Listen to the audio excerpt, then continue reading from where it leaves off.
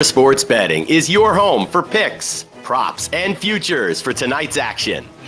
Bettor Sports Betting wants to know what picks you're playing tonight. Tell us in the live chat on YouTube, Twitter, and the Bettor Sports Network app. This is Bettor Sports Betting with Fantasy Alarm's Dan Servodidio. What's going on, everyone? Welcome back in here to the Bettor Sports Betting Show here on Bettor Sports Network. I am Dan Servodidio. Oh, a hat just fell right next to me. I am Dan Servodidio from Fantasy Alarm, and I got the Don of Dad jokes, the king of the underscore, James Grande. Shout out to our producer, Adam Bernard, for giving me those nicknames to shout out here. But what's up? What's up, James? Thanks for joining me.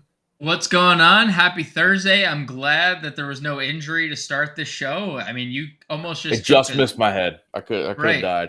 I mean, we would have had to go to HR like that. We have it on camera, so the proof to HR would have been like right there. Adam would have had to file some type of report. So I'm glad none of that happened. Adam would have scrubbed the video and erased any. Yeah. I'm not doing any extra paperwork here, guys. Yeah, no extra paperwork. Right.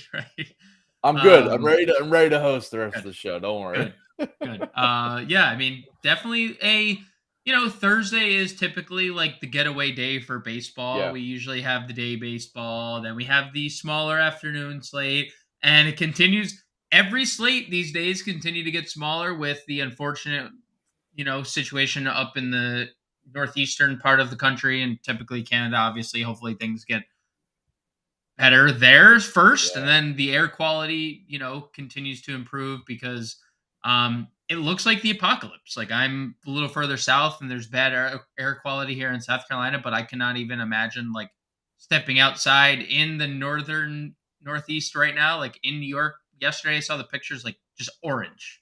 Yeah. And I mean, hopefully things get better and we don't keep losing baseball games seemingly on a daily basis. Are your Phillies are in danger again today, or are we actually playing baseball? I've been tracking it because yesterday me and Howard gave out picks we each had picks for like the Yankees and Phillies games, and then within a few minutes of each other, we're both canceled live on the show after we just gave some analysis on the Phillies. So I got a pick on the Phillies tonight. I will be tracking to see if that game is going to be canceled or not. I haven't seen like that it might be in danger. It seems like, and I actually have the Yankees are on right now, starting the first game of their doubleheader. So it looks like they're going to at least play their first game here, and assume they're going to play their second one. But yesterday was bad. All the pictures coming out from New York.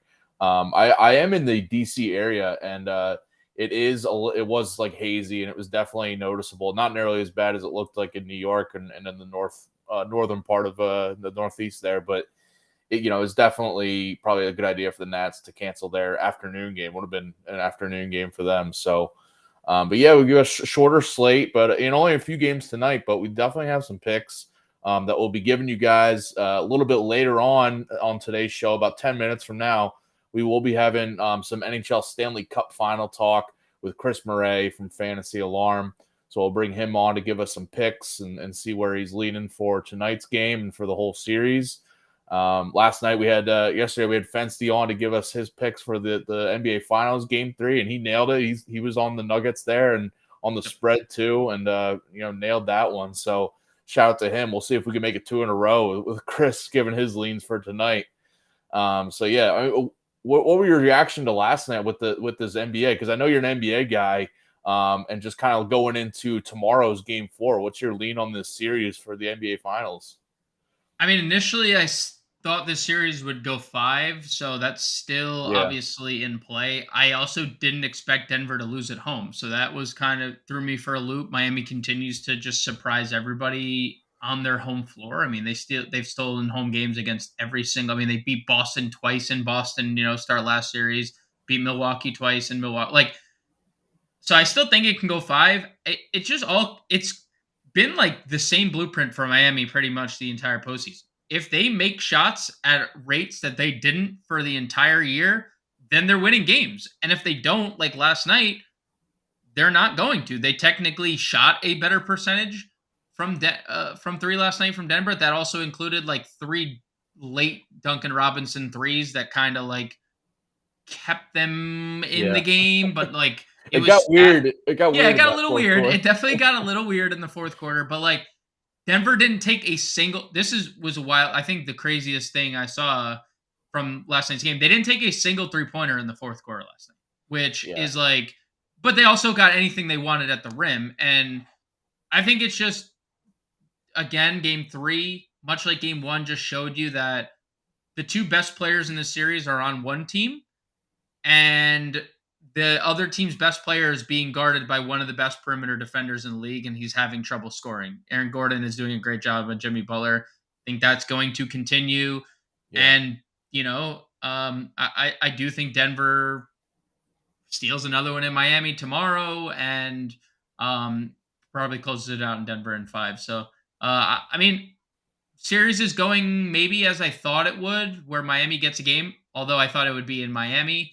But if they don't make their shots, they just can't beat this Denver team because Denver's too good everywhere offense. Like their offensive efficiency was similar to the Warriors run when the Warriors won, 3 championships in 4 years. Like that's kind of unheard of, because when you think of that team, it's like, wow, that was the best offensive unit we've ever seen, at least in like this modern era of basketball. So I think Denver is by far the better team. Miami will win another game in this series if they shoot another 60% from the floor and have the game 2 fourth quarter like they did, right? You didn't see that yesterday, and look what happens. It's kind of all fell apart. So I still think Denver's in commanding lead. We'll see what happens because the series still is technically in Miami, but I still like Denver to close it out in 5 here.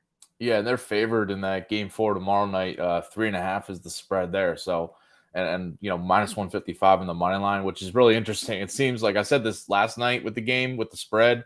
It just seems like Vegas is really begging people to take Miami here. Yep. But they also don't want to make them huge underdogs and get burned. So, but I still, I think there's a reason the Nuggets are favored on the road here in game 4. They are just the better overall team. As you're saying. So, going to be a good one tomorrow night. Another good one tonight in the NHL Stanley Cup Finals. So, again, we'll have Chris Morais talk on that in a few minutes here. Let's get to our MLB best bets for tonight's games. Only a few games in action here, but we definitely have some picks that we like. You go first here with your top pick tonight. Yeah, so, I hope he doesn't get scratched tonight, Servo, because last Thursday we ran with Framber Valdez, and I was making my pick, and you're like, "Oh, you're doing that? Oh, by the way, he's not pitching anymore." Well, Framber Valdez under 2.5 earned runs, minus 145. Not a lot of juice here, but look, this is one of the league's best pitchers. He was one of the Cy Young favorites coming into the year. And he's allowed 1 earned run total in his last 3 starts. And we're getting an under at 2.5 runs. 4 of his last 5 starts, he's gone for 1 earned run or less. He's the quality start machine. He has a 50% ground ball rate. He has 7 or more strikeouts in 4 of 5. And when you're talking about Toronto this year, they have not hit left-handed pitching well. And they're not a team that necessarily strikes out a lot. They're not a team that is, we are accustomed to the Blue Jays of being like a high-powered offense, but it's more against right-handed pitching. Bo Bichette, Vlad Guerrero, George Springer have all been pretty good against right-handed pitching this year. Yeah. I'm going to go Framber under 2.5 runs allowed.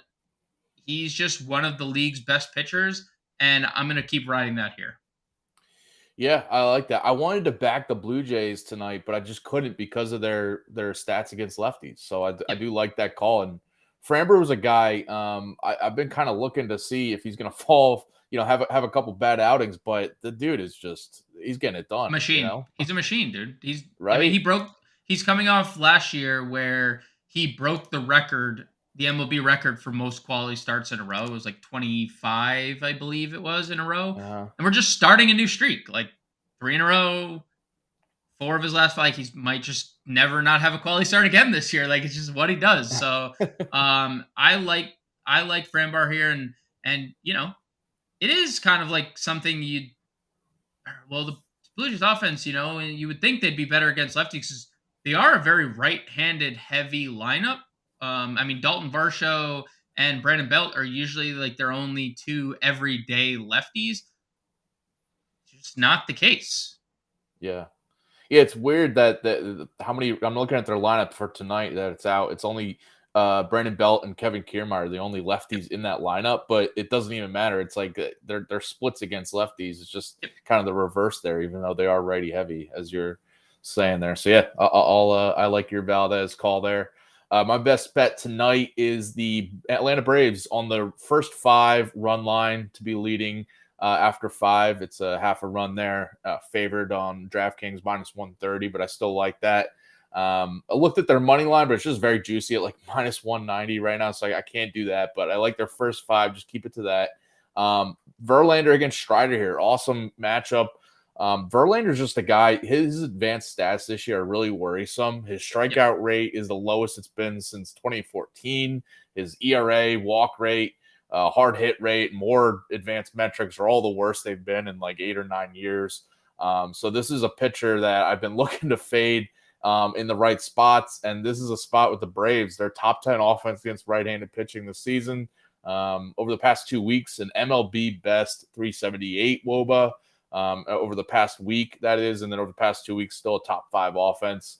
So the Braves at home here are just a dangerous matchup for Verlander. So I think he could be in trouble here. And just, some of those overlying metrics I was saying, just an issue. And then the other side, Spencer Strider just been dominant more often than not. ERA, FIP, and expected ERA all below 3 this year, which is a great sign for him. Been consistent, just pumping out quality starts lately. And the Mets offense, so they're without Pete Alonso tonight, actually, and not in the lineup that just came out, but he left yesterday's game after getting hit in the hand by a pitch or hitting the wrist. So, but he's out tonight. So that just immediately takes some power and some danger out of that Mets offense. But even in the past week, they've been a bottom 5 offense against righties, and over the past 2 weeks, still trending down in that split. So the Mets got Strider for 4 runs earlier or about a month ago. But I think Strider's going to bounce back at home in this matchup. So I'm just going to keep it to 5 innings here for them to be leading and keep the bullpens out of it. Yeah, I mean, I like that. And you're spot on about the Verlander struggles this year. And it's been struggles in the power department. 205 ISO allowed to righties, 172 ISO allowed to lefties. And, oh, by the way, Ronald Acuna, Matt Olson, Austin Riley is the top 3 of the Atlanta lineup.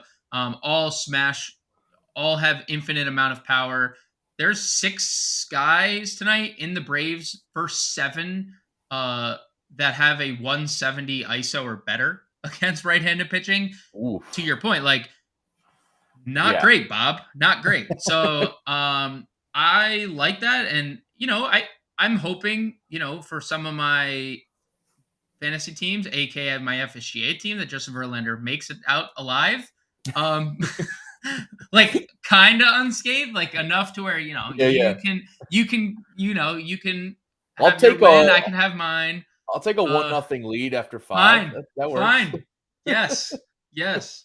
I see. So Servo, I see Chris in the background, and before we bring him on, I gotta ask you, okay? Yeah. What is your take on? Look at him shake his head because he knows where I'm going with this.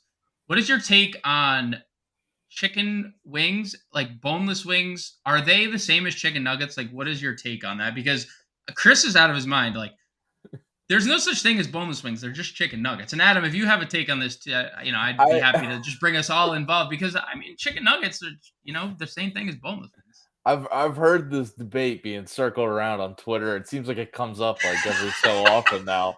And I think it was like a couple years ago. You first brought me on one of the podcasts you guys did. It was like when I first joined full time, and it was like you, Fensty, and maybe Chris was on it. I don't even remember, but kind of like this debate came up, and they're basically chicken nuggets. Thank you. Thank you. I mean, they can call them wings, but they're basically chicken nuggets. And here we got Chris Morais. Chris, what's up? Chris, you on the other side of this argument? I mean, I was As soon as I saw James was going to be on today, I knew what was going to happen, and I was like I'm still going to say yes to be here to talk hockey because why not? And then he's prefacing this, but I mean, you should have put it. You should have responded by saying yes, but we won't talk about chicken nuggets. I'll let my lawyer next time who drafts it up let everybody know that boneless wings are indeed chicken wings, and I will not hear the slander about it. That's it. I will. The other thing it's funny is that when you get chicken wings, it's a mix between actual wings and the drumsticks, but they call the drumsticks wings, but they're not really wings. From our producer, they are. If I go to McDonald's and I ask them for boneless wings, they are going to say we don't have that. They're not going to give me nuggets, and vice versa. So. No, they're just saying. Well, first off, I mean, who would want to go to McDonald's for? I mean, chicken nuggets from McDonald's are the most overrated things. Let's just be honest. Like, I know chicken nuggets are universally great, but like McDonald's is just the most overrated fast food. I digress. We're here to talk hockey. I can't believe you brought this up here. So like, what happened to the Florida Panthers goalie situation here, Chris? Because I mean, it has been a tough go for the Florida Panthers in Vegas. What happens in Vegas, hopefully for the Panthers, stays in Vegas because they did not look good. I'm not going to chalk it up to the refs. I know a lot of people are saying, hey, they were off for like almost 10 days. You should have seen this coming. I don't think. I will say this. It's not Bobrovsky's fault, and I'm not going to put it on him as well. The Vegas Golden Knights have done a great job. They are a big team. They are a strong team. This is probably the biggest team that the Panthers have had to deal with, and they've struggled to just get Bobrovsky clean shots to look at. And that's something we saw in the first round of the Eastern Conference when, Toronto basically got bodies in front of Andrei Vasilevsky, and Vasilevsky looked like a Sunday League goalie. You couldn't stop a beach ball. So credit to Vegas. They've been getting in front of the net. They've been making Bobrovsky's life exceptionally hard. And to pull out a basketball reference here, I mean, the Panthers they're just not boxing out. Everybody's getting to the front of the net. They're getting in his eyes. And we can't say the same thing for the Panthers. Adin Hill he's made some incredible saves, but there's no traffic in front of him. He's not having a super hard time seeing shots, and that's not the same case for Bobrovsky. So a goalie can't stop what he doesn't see. And in this case, the Panthers have just got to start at least manhandling some guys in front of the net and getting them out of there, because if not, it's going to be a tough task for them tonight again. So Vegas ahead 2-0 in the series, heading here into Game 3 tonight against in Florida. So where do you see kind of changing, if anything, for tonight? Do you think, because Florida is favored here, minus 120 on the money line, Vegas about even odds there, plus 100 if you look around. But how do you see tonight's game going? The over/under is at 6. Do you see it being another higher scoring game? What's your feel for tonight's game?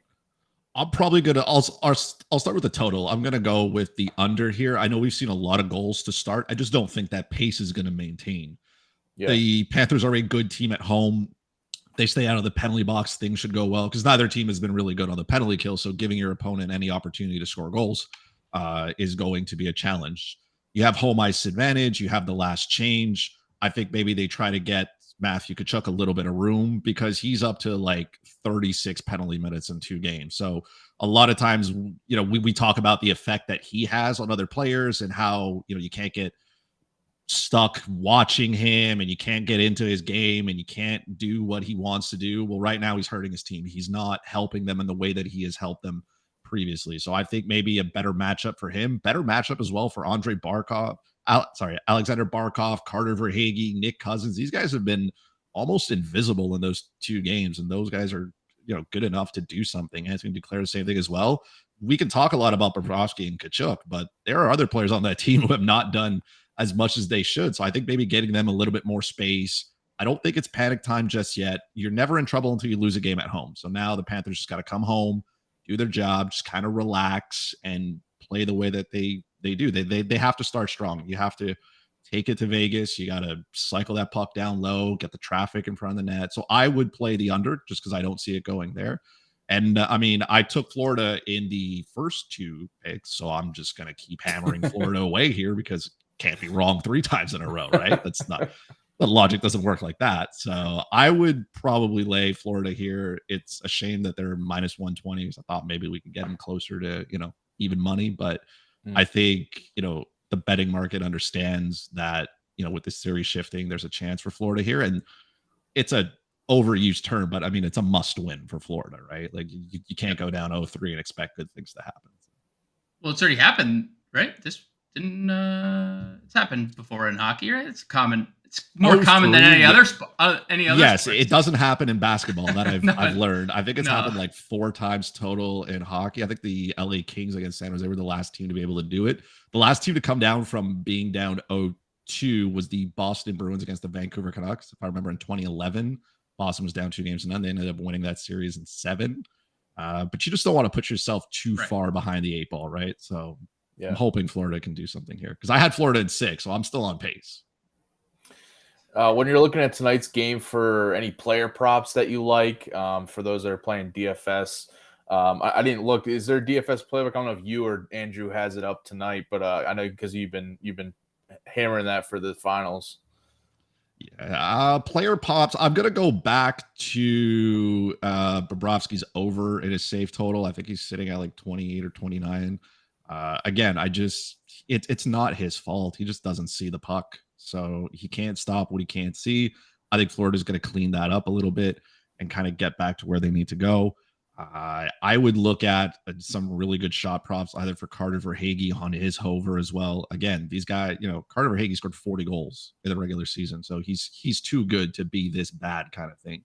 And I could see him having a really good game in that sense. I also played last time, I think it was the Brandon Montour on the over of his blocks. He was at 1.5.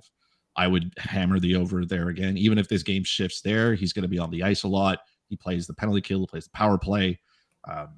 I would definitely hammer that again. I tried to play them all in a parlay. Bob let me down. So I'm hoping maybe he can, help me at least make some money so I can afford eggs. Well, eggs are expensive. So you might not be able to afford them anyway because they're so expensive. Or you could get some boneless chicken wings from McDonald's. Chicken nuggets. I would have to hit like a 5-game parlay for that. 3 is not enough. Not enough there, gentlemen.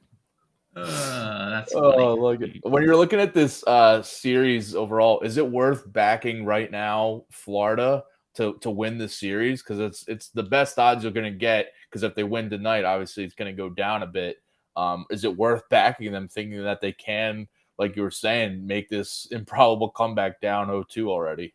Plus 400 right now for plus 400 for the Panthers to win the series. It's plus 400, right? So it's plus money on something that hasn't been done in, I would say, in 12 years. But I mean, is there value there? Yes. And I think that, again, as long as you've never lost at home, then you're not in trouble. Florida's going to have to win one on the road if they want to win the Stanley Cup. So they failed to do that in the first 2 games, but they still have opportunities moving. But this is a totally different series if it comes back, let's say, tied 2-2, right?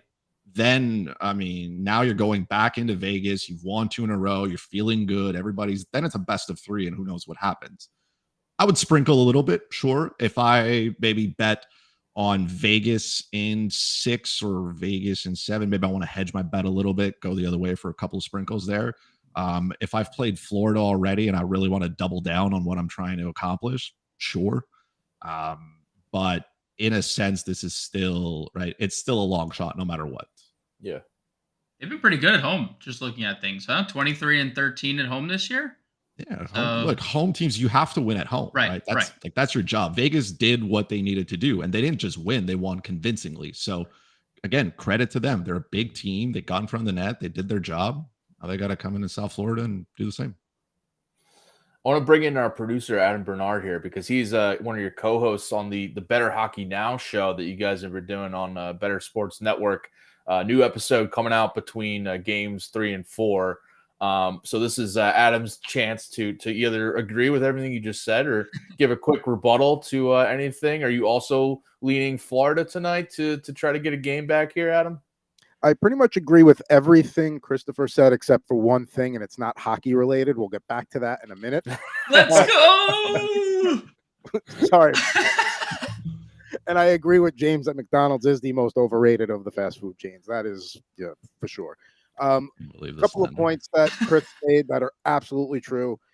I don't blame Bobrovsky for a couple of those goals in game 2. And when a goalie's on a hot streak like that for as long as they are, when it comes to an end, it usually comes to an end in pretty terrible fashion, like the way we saw.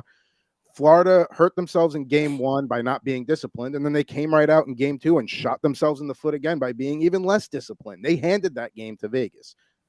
I'd like to think they're going to rein that in tonight. That's another reason why I like the under, because there's not going to be as many power play opportunities. It's not going to be this whole back and forth thing.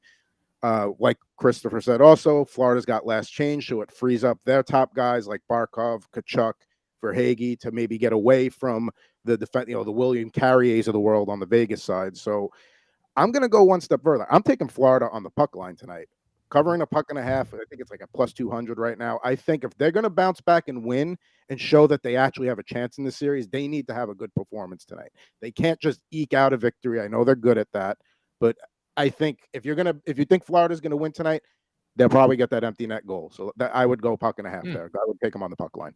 Interesting. I like that. All right. Now, so what's your other point about non-hockey related? So listen, chicken wings are chicken wings. You can like drums, you can like the flats, you can have your preferences either way there. I mean, I personally am a drums guy over the flats, but I'm not going to turn down. Yep. But if you're taking the bones out of there, if you've ever, like when you order from Wingstop, they look like chicken nuggets. They are a very similar shape. You may have different shaped nuggets at McDonald's or your frozen chicken nuggets, but at the end of the day, if there's no bones in there, it's not a wing. It's a nugget. Thank you. It could be a tender. Tenders tend to be a little bit bigger than nuggets. Nuggets usually half size of the tenders, but I don't know. Agreed. Couldn't agree more, actually. Honestly, couldn't agree more. Adam or Chris, looking at things, you took the under. You think that you took the puck line. How crazy would it be to bet Sergei Bobrovsky plus 1,200 to pitch a shutout tonight?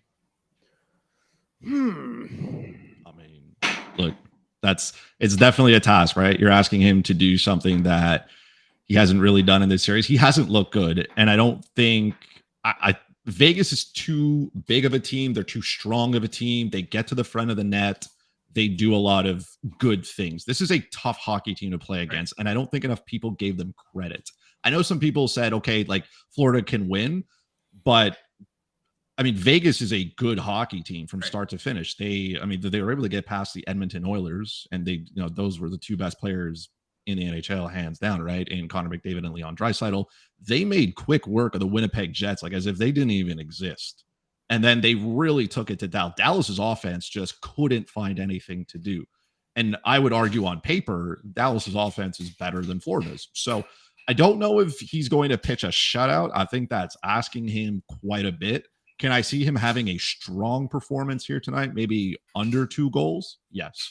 But I would not under a shutout. That's just too rich for my liking tonight. I mean, we haven't really seen Vegas really be tested in this series. So, but they've never played bad. And when I say Florida on the puck line tonight, I don't think Vegas is going to lay an egg. I don't think Florida is going to backhand them. I just think that they're going to have a better game than them, and they'll get that empty netter at the end. So, I think, I mean, if there's a game, I'll put it to you like this: if they lose tonight, maybe game 4 would be a nice way to play Bobrovsky for a shutout with the series on the line. Tonight, I could still see Vegas getting through. They are getting to the middle of the ice, so. But yeah, and another thing too about game 3 tonight, Adin Hill has had to make some fantastic saves in this series. So, Florida's not playing poorly. They're just hurting themselves. They're not giving themselves really a chance because they're constantly trying to draw people into fights and after the whistles and stuff. So I think if they just get down to playing hockey, maybe a few more opportunities, that Adin Hill can't make that top save. The last one for you, Chris, before we let you go. If people are looking to live bet like Conn Smythe odds right now, is it Jonathan Marchessault? So as you see here, he is the favorite to win it for Vegas. If it is Vegas going to win the series here, is it kind of him and the field? And is it worth betting on like an Adin Hill or anybody else? Jack Eichel, you can see there plus 500, or even anybody from the Panthers. What's kind of your pick right now for the Conn Smythe?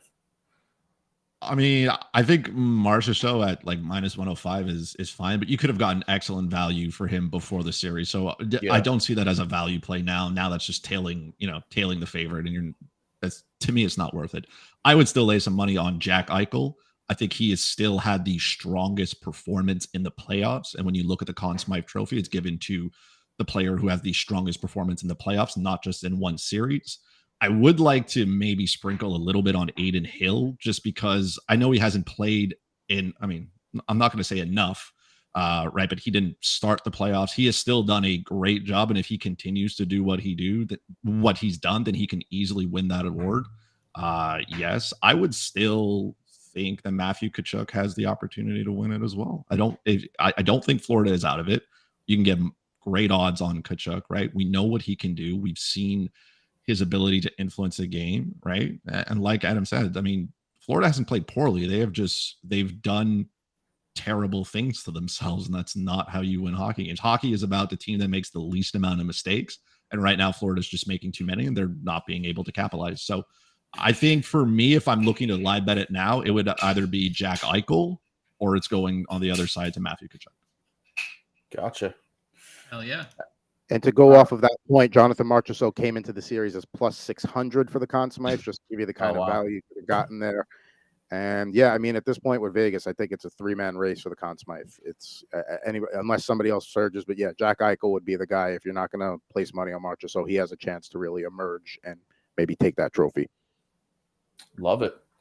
All right. Well, Chris, appreciate the time for you to join here and preview this game 3. We'll see what happens. I mean, we'll see if Florida can make it interesting and make it a series, or if Vegas is going to kind of almost put a bow on it tonight, right? I'm hoping they can keep it interesting. I'm hoping they can win. So keep this series going. I'm not ready for hockey to end just yet. No, me neither. You can follow Chris on Twitter at FuzzyChris91. So you can see his Twitter handle there. Him and Andrew Dewhurst are just dominating all the NHL content over at Fantasy Alarm. So definitely check his stuff out there, playbooks and everything in between. Appreciate it, Chris, man. Thanks for having me. And you can check out the NHL DFS playbook. It'll be live on the site soon here. I'm not sure if it's Chris or Andrew on that, but definitely check that out. And if you haven't already, you can get that playbook with the All-Pro Access at Fantasy Alarm. Promo code ALARM50 for 50% off the first 6 months for all of our DFS tools, playbooks. The MLB Best Bets article for today from Howard Bender that was up there. So you can get all these MLB DFS playbook for tonight. Value plays, everything. So definitely get that. Alarm50 is the promo code, as always, for your first 6 months off, 50% off for the All-Pro Access for Fantasy Alarm. Let's get back to some more of our MLB picks for tonight's slate. As I see the White Sox up 2-0 on the Yankees. So if you're live betting that one, that's an interesting, because I thought the Yankees might respond here against Lance Lynn, but I guess not. Jake Berger's 2-run home run to get the scoring started. All right. Yeah, off of Severino. Wow. Okay. Yeah, Severino's been struggling last couple starts. It's been I mean, he came back from injury and just hasn't really looked all that good, and the Yankees need him to, because now Nestor Cortez is hitting the IL. Yeah. And we haven't seen Carlos Rodon yet this year, so like Severino is like desperately needed, so he cannot struggle again. I mean, he was obviously like facing the Dodgers is one thing, because he got shelled against LA last start. I mean, facing the White Sox isn't. This is like an abysmal franchise that has no business winning series against you if you want to win a division or make the playoffs. So they need Severino to. I would, Dan, and I know the Yankees offense is not that great today. Lance Lynn has been particularly bad against left-handed bats this year, like really, really, really bad against left-handed bats. And the Yankees aren't exactly like all that potent. I mean, they're, for crying out loud, they signed Billy McKinney and are starting him in center field today, and he's batting 8. They also led Willie Calhoun off. Like, obviously not like the lineup that you're acclimated. I would live bet the Yankees, and I'm unbiased I'm saying that from an unbiased perspective. Yeah. That's just what I think of Lance Lynn. Like in Yankee Stadium, the Yankees need Severino to figure this out. They have one of the best bullpens in the league when he does eventually turn it over. Good live bet opportunity, I think, for the Yankees right now. Down 2. Wow. Yeah, I like that. Plus 160 I'm seeing on the money line at DraftKings. But if you want the run line a little bit less, plus 1.5 on the run line there for the Yankees, even to make it close at minus 115 odds. But yeah, like the money line at plus 160 is very interesting for them to kind of make it come back here. And it's only the second inning. So, it's only 2-0 in the second. So, yeah, plenty of time. Let's get to some more of our picks for tonight's slate. The second game of the Yankees White Sox was an interesting one for me, but I always want to see how the first game goes before you kind of lock any picks in. But what else you got riding tonight? So I'm from the looks of things from our sheet here, Dan, you and I are very, very in lockstep here. I'll go Josh Bell over 1.5 hits, runs, RBIs. Now the Red Sox are sending out Matt Dermody to the mound, who is 32 years old, has had a lot of controversy surrounding him over the last few years. Seems like a terrible guy. Seems like we should want to target against him. And he's been really bad at AAA this year. I mean, again, like he's a 32-year-old journeyman who has only pitched in the majors 30 games throughout his career and has a 5.6 ERA. He's getting shelled at AAA this year. And the Guardians are a team that I have in DFS especially picked on ad nauseum this year, but things have turned around a little bit for them. And Bell has kind of been at the forefront of that, especially against left-handed pitching. 211 ISO, 361 WOBA. And then you look at Josh Bell's just like recent stretch. And I know he missed some time in the midst of this because he became a father. Congrats to Josh Bell and his wife or his significant other. But hits in 6 straight games, RBIs in 6 straight games. So I really like Josh Bell hitting from the right side specifically. He gets a gas can on the other side that we all want to see not succeed. And he's just driving in runs at an elite rate, hitting in the middle of this Guardians offense. So I really like Josh Bell. And honestly, I'm kind of just pairing that with Guardians over 2.5 runs in the first 5 innings, because that's when they're going to get to Dermody. That's when they're going to face Dermody the most. And lefties have hit Dermody hard at AAA. Righties have hit Dermody hard at AAA. And he's had a long history of no success at major league level. I think the Guardians get to him early here. The offense has been, trending upwards for them. So I like pairing both those plays. Josh Bell, 1.5 hits, runs, RBIs, minus 130 on DraftKings, and Guardians over 2.5 runs in the first 5 innings, plus money at plus 105 over on DraftKings. I like it. And you mentioned I am lockstep with you on the Guardians here. I'm back in their money line for a lot of the reasons you were just saying. Just this matchup against Matt Dermody, just not feeling good vibes from this. Right. You mentioned he had a problematic homophobic tweet that was like making news, and obviously that's a bad situation there. But and it's like, June is, Pride Month, so like maybe even worse. Maybe we don't call him up during the month of June, or like just the Red Sox are getting sign him. Yeah. I mean, just seems like someone I wouldn't personally want to be friends with, and you know what? I'm not using that as a basis of my picks. He's just been terrible. I'm just also including the fact that winning money off of placing bets off of this guy would also be like a good thing on put a smile on my face, let's say. Yeah. And so you mentioned journeyman guy, 32 years old. This is his first start in the major leagues, actually. He's been bouncing out of the league back and forth between AAA and the majors with different teams since 2016. But this is the first time he's actually going to start a game. He's been out of the bullpen. And even as a reliever, he's got a 5.60 ERA across his major league career. So, I'm looking to fade this. And you mentioned Cleveland's offense been better lately. And in fact, over the last 2 weeks against lefty pitching, they're among the top 10 offenses, which is like night and day compared to their season-long stats. overall and against Southpaws. They've just been like literally one of the worst offenses. And you mentioned a team that you're just looking to either target in DFS with pitchers or fade in betting. But tonight, I think it's a good spot to back them. You like their team total in the first 5 against Dermody, and I like their money line overall to win this game. Aaron Savali's on the other side, and he's been solid since coming back into the rotation. 2.04 ERA this year and a 2.61 FIP. And just this matchup against Boston on the road, which is another matchup I like to target when Boston is on the road, because their offense is just a lot worse compared to at home. And over the past 2 weeks against righties, they're just a kind of a league average team compared to their overall splits this season. So kind of reverse like up and down trends for both these offenses. So I like the Guardians money line minus 140 on DraftKings, which I like, not too bad. So yeah, I like that there. And then kind of pairing it, I'll just keep the Guardians going here. I like Andres Jimenez over his hits, runs, RBIs. Kind of an up and down guy if you look at his game logs. Not really reliable from a prop standpoint.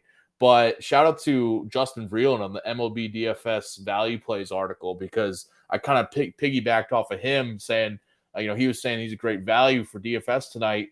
And I just like his prop because his splits against lefties are absurd. 322 batting average, 886 OPS against lefties, and compare that to righties, he's hitting 208 against right-handed pitching. So this is a play kind of based solely on the splits and also just fading Dermody for the Red Sox. Hopefully I can, we can get Bell and Jimenez both just kind of hitting each other right tonight. So I'll take that. Yeah. And it's funny. Jimenez he ranks first in OPS by his 886 OPS against lefties is 84 points higher than the second best player on their team. But this is like what's so frustrating about this dude. They gave him like all this money in the offseason because he was so good against both splits last year, and now he only hits lefties. Like, how did you just go from hitting 300 against both sides of the plate last year to now only hitting lefties? Like, that's not how it works. But hey, I mean, it's working for him, and he is doing the thing against lefties. So yeah, I love the Guardians and Jimenez and Bell, and honestly anyone that you can jam against Dermody today. Yeah, so yeah, we're all on the Guardians here, and I just to tease it, I think I'm gonna home run call that's gonna be Guardians related. So hey, same. Might be, and you might as well. So we'll get to that in just a second here. Any other teams that you like tonight? Any other picks you like? Yeah. I mean, other than the Guardians, are you sure? I mean, can we just like?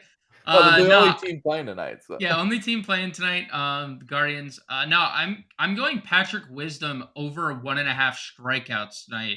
And Patrick Wisdom, who started off the year, he was leading baseball in home runs. When he got to 12, he's still and now he's only at 13. And that's because this last month, despite still having good numbers against left-handed pitching, he has a massive strikeout issue against left-handed pitching this year.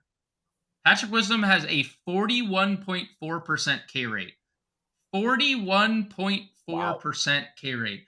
And Reed Detmers was a pretty highly coveted prospect for the Angels. Wasn't great last year, but there were flashes. And he's actually been really good limiting damage against right-handed pitching this year, or right-handed batters, excuse me.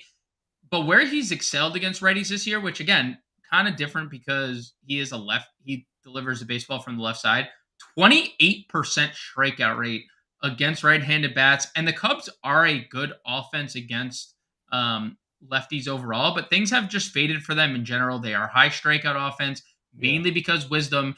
And if you look at Wisdom over the last 28 days, which is a 19-game span, he has struck out 29 times.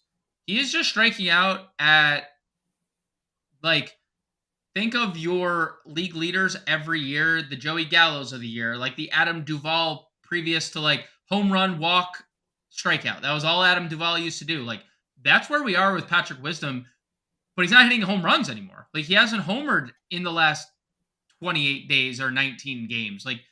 He's just been stuck for so long. So I'm betting on over 1.5 strikeouts for Patrick Wisdom. Minus 115. It's dead even on the over and the on DraftKings. So minus 115 over 1.5 strikeouts for Patrick Wisdom.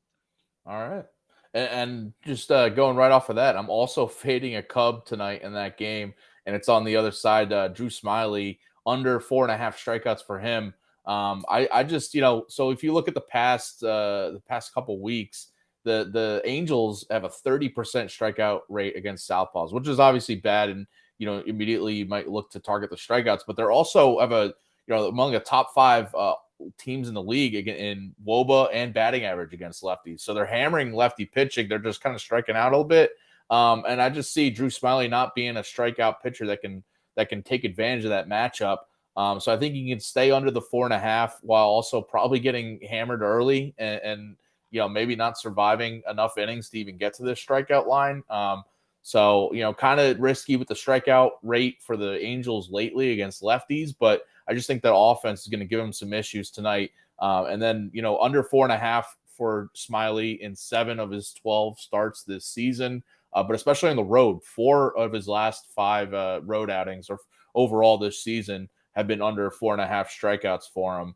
Just a guy that's been averaging a lot more, better swing and miss stuff and strikeout stuff at home in Wrigley than on the road. So I think Smyly under here for his strikeouts.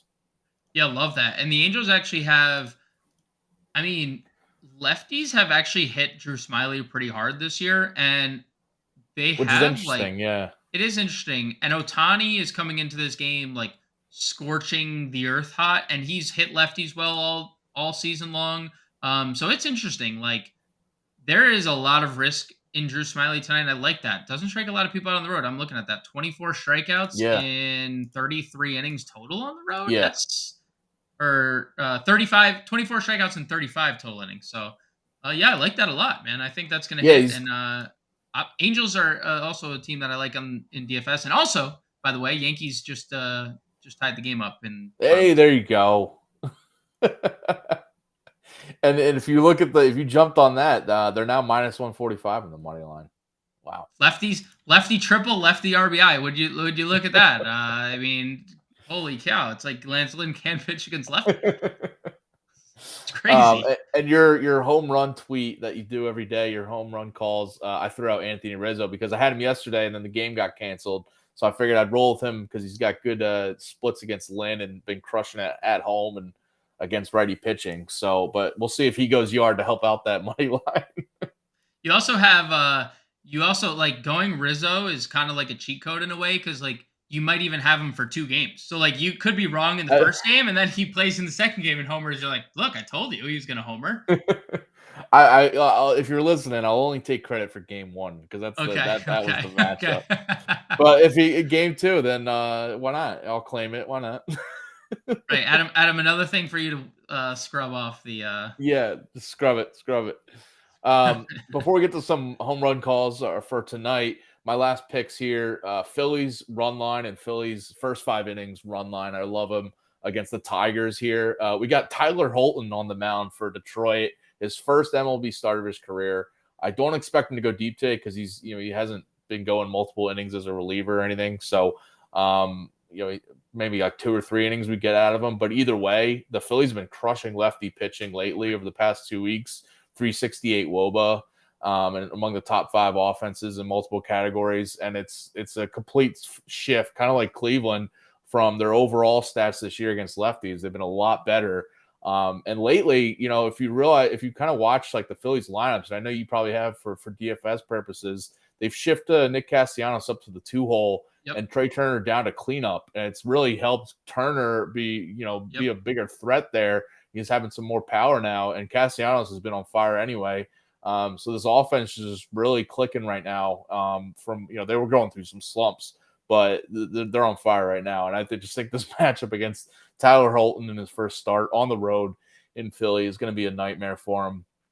And then Zach Wheeler on the mound for Phillies. So, he's going to get some better starts going forward. He's got 4.33 ERA, just had a blow up in Washington on the road last start, but his 2.85 FIP is really still impressive and kind of in line for his his career-long stats there. And his BABIP is high. His left-on-base rate is low. So all these stats together, we're going to have some better outings. I think tonight against the Tigers offense that's, the league's worst against righties the overall this year and still bad over the past couple of weeks. So I think Wheeler pitching on the mound here is going to do plenty, and the Phillies going to give him enough run support. So I like the first 5 innings run line and the Phillies run line overall for full game. What do you think? I was looking at the Wheeler strikeouts. What do you think of Wheeler's? It's a big number. It's 8.5. 8.5 plus money. But dude, Detroit, since they lost Riley Green and Javi Baez is just absolutely atrocious, and he's still hitting second every night. I know Wheeler's been bad. He's coming off that Washington start, but for anyone that listened to John and Pemba talk about that, Washington had been really good against right-handed pitching going into that game, and they don't strike out. This is completely different, where Detroit, the other day, Aaron Nola had 13 strikeouts against Detroit, and the only reason they scored 3 runs in that start was because of an error that would have gotten Nola through 7 innings. So, or 7 unscathed innings, potentially no hit innings in that game. Wheeler 8.5 strikeouts. Any interest there? I looked at it because I do the underdog article up on Fantasy Alarm, and I looked at it for there too because it was 8.5. But it was ultimately a little too high because of how his strikeouts haven't been there, Wheeler, this year. I don't remember the exact, but I think he's only been over 8.5 in 2 or 3 starts. So that kind of trend kind of got me off of it. But like you were saying, Nola, and then the last game, Taijuan Walker, I think had 8 strikeouts against the Tigers. Doesn't miss, and he does not miss bats. He does not miss bats. So I would consider it plus 120 on DraftKings. I don't mind it. It's an interesting little nugget there because he could easily go for double-digit Ks tonight. I wouldn't be surprised at all. But I do like his not a pick for me, but I do like his over 18.5 outs recorded because I think he could go 7 innings. I think he'll go past 6. Yeah. So I do like that. I think you're shaking your head because I just saw Yohan Moncada just went deep. After and Luis Robert. So now, really? It's 4-2 now. It's home run derby for the White Sox today. Should have taken the over in this one. It's already what was the opening line in this game? It's set. We're 6 runs in. It's top. We have 1 out in the 3rd inning. Dude, it was probably at 8 or something. Yeah. Wow. Unbelievable. Unbelievable. By the way, tonight, Thursday nights are fantasy football nights on Bettor Sports Network. So tonight, later on, after John and James are up on the MLB DFS live show here at 5 Eastern, just keep watching at 7 o'clock Eastern tonight, a high-stakes fantasy football show with Eric Balkman of the FFPC. And then 9 p.m. Eastern, we got the Dynasty Nerds with Dennis Bennett talking fantasy football, best ball strategy, rookie drafts, dynasty trade talk. The Dalvin Cook release from the Minnesota Vikings, which if you go over on the website right now, Fantasy Alarm, we got an article up on there just breaking down the impact of that from the fantasy and betting angle.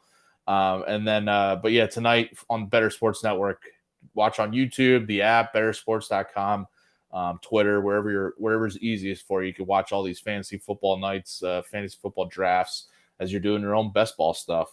Let's get to our home run calls, our daily dingers for tonight as we have a few minutes left here. Yeah, so to nobody's surprise, Servo and I Which Guardian are you picking? Which Guardian are you picking? Very scary because, again, the Guardians haven't long-term been good. I'm going to go Josh Bell, right on par with my hits plus RBIs plus runs here going over. Look, the Guardians got him to be a power bat. They lacked power last year. He provided that, especially against left-handed pitching. He had a 459 slug and a 182 ISO last year against left-handed pitching. And he's starting to carry that over this year with over a 200 ISO against left-handed pitching again. So I'm going Josh Bell plus 550. Really good pitchers tonight, Servo, that I don't really want to mess with. But again, just going with the trend. Matt Dermody is someone that is going to serve up some long balls tonight to Josh Bell and to another Josh. Josh Squared going yard tonight. Yeah, I'm going Josh Naylor. Well, he's been on fire. We mentioned this Guardians offense picking up, and Bell's been a part of that. Jimenez, as I mentioned, but Josh Naylor hitting .538 over his past 7 games, hitting .365 over his past 15 games. But he hasn't homered in 5 games. He's hitting for a great average, but he hasn't homered, even though he's done plenty this year. So I think he's due to go deep tonight, and I like the plus 500 there. Lefty on lefty's not great against Dermody here, but it's just the fate of Dermody. I don't care. The splits don't matter here. It's more so the fade. But you're right. I mean, the guy's hitting .471 over his last 10 games. 16. Yeah, he's on fire. 16 for his last 34. Almost a 1,300 OPS. Unfortunate, like in DFS, that you can only play one guy on DraftKings between Bell and, because I would just call my lineup Josh squared tonight and move on. That's what I would do. But I think both have a great chance of going yard. Yeah, and we're clearly on them with all of our betting picks. As soon as we were getting off here, I think I'm going to hammer their team total in the first 5. Is what was your best bet? Because I don't know why I should have just put that. It was one of my picks too. Because I mean, if I'm on the Guardians here, and I think they're going to do some damage, then why not? Plus money. It's at least it was plus money on DraftKings. Yep. Coming up after us here, as I mentioned, James Grande and is sticking on for double duty with John and Pemba. So definitely tune in there for a full hour here. MLB DFS Quick Pitch live with Pemba and Grande until 6. And then I mentioned the fantasy football shows later tonight. Quick Outs Fantasy Football, Coop and Pemba at 6 p.m. Eastern after John and James. Appreciate it, man. Good luck on the DFS show. Try not to play too many Guardians tonight. I will. I can't promise anything. I'm probably going to jam as many as I can. All right. We'll see you guys later. Good luck. Bettor Sports Betting on the Bettor Sports Network.